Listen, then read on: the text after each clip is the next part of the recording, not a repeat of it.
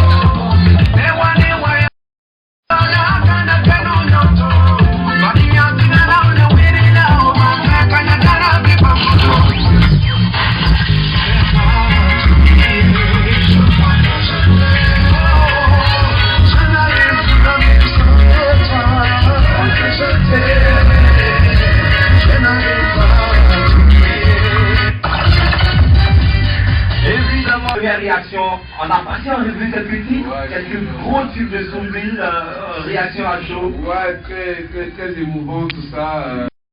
Cette historique là, ça veut dire on a eu à faire des choses quand même. Et ça fait plaisir d'écouter, de visiter tous ces succès, tous ces albums grâce à vous. Voilà, ça fait plaisir. Et ça te fera dans tous les cas. Alors, on ne saurait justement recevoir Soumbil sans évoquer ce grand début de carrière zouboutique, en tout début certainement de la décennie 90, avec les Salopards certainement. Est-ce que justement Soum peut nous en parler un tout petit peu de son début de carrière? Ouais, le début de carrière, ça a commencé avec le comité d'animation Mini-Shock. Oui. Mini-Shock qui s'est transformé après en garagiste. D'accord. Donc on a sorti le premier album en 92, ça s'appelait Enfant Chéri. Enfant Chéri, on a eu un succès d'estime au quartier, on commençait un peu à voir. C'était où? À Yopougon, à Trècheville? Non, c'était à Yopougon. C'était à Wassakara. Voilà, donc, et après ça, l'aventure Salopard a commencé avec Bloco, Paulin et Demain. Voilà, premier album doyen, Bouche B, d'accord. C'était en 1995. 95, tout à fait, où on explose les records et puis après ça s'enchaîne. Et après, carrière solo. Tout à fait. Alors, avec justement les Salopards, ça a été combien d'albums? Wow, 3 albums. 3 albums. Voilà. Bouche B. On a fait Génération Sacrifiée et après on a fait Pays Perdu. D'accord. C'est là où on s'est tous perdus. Alors quand même, tu as les nouvelles des autres. Hein, ouais, on était justement avec Bloco il y a quelques mois pour son festival qu'il a organisé juste ici à Kigali. On était des partenaires. Voilà, c'est en tout cas super bien mené. Mais justement, à quel moment toi, Soum, tu prends conscience de ce que finalement tu dois faire carrière solo? Ou je veux dire, pour le 3e album, il y a eu, je sais pas, on a pêché un peu par jeunesse. Parce que Salopard, on faisait tout par émotion, voilà, c'était ça. Donc on n'était pas régi par des textes fondamentaux, voilà. Nous c'était au feeling. Donc ça pouvait partir à droite comme à gauche, mais c'était au feeling quoi. Et puis quand vous avez 4 caractères qui sont durs quand même de nourrir, c'est pas évident. Donc après on a eu des mécènes, où il y a l'argent. C'est le succès qui vous a séparé peut-être? Le manque de maturité, d'accord, je pense. Et parce que très vite après on a compris qu'on avait fait une bêtise. Et puis bon, le plus important pour nous, c'est d'avoir gardé ce socle amical là. C'est ce qui nous a unis hier, même s'il y a eu des couacs, mais aujourd'hui quand on se retrouve, c'est comme, voilà, comme on a toujours été. Et ça c'est plus fort que tout. D'accord. La transition de Salopa à la CAN, c'était facile. Ouais. Non, c'était difficile. Par contre, Tu cherchais à droite. c'est ça, parce que je sentais un vide pendant au moins plus d'un an. J'ai eu du mal à retrouver mes marques. Et puis bon, après le reste est parti tout seul. Voilà, quand après Floco m'a appelé, on s'est félicité pour l'album solo. Voilà. Il est des tentatives de retour. Hein.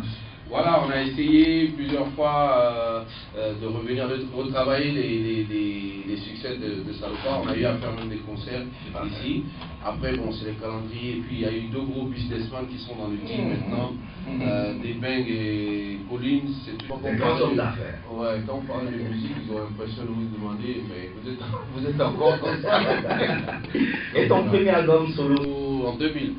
En 2000, c'était quoi? C'était Zambacro. Zambacro, Ouais. d'accord. C'était combien de titres? Combien de titres, je ne sais plus, hein. Je pense une dizaine, non? Là-dessus, justement, c'est ce qu'on a entendu, un court extrait, Jarabi, si je ne m'abuse. Ouais. C'est ça. Mais voilà, tu vois que je connais ton album. Et tu as eu au total combien d'albums solo avant justement ce dernier Zulumanity? Combien d'albums solo? 3, je veux dire, il y a eu Zambacro, il y a eu Terre des Hommes, il y a eu Que la Lumière Soit, non 4, et puis il y a eu l'album Reggae, puis le dernier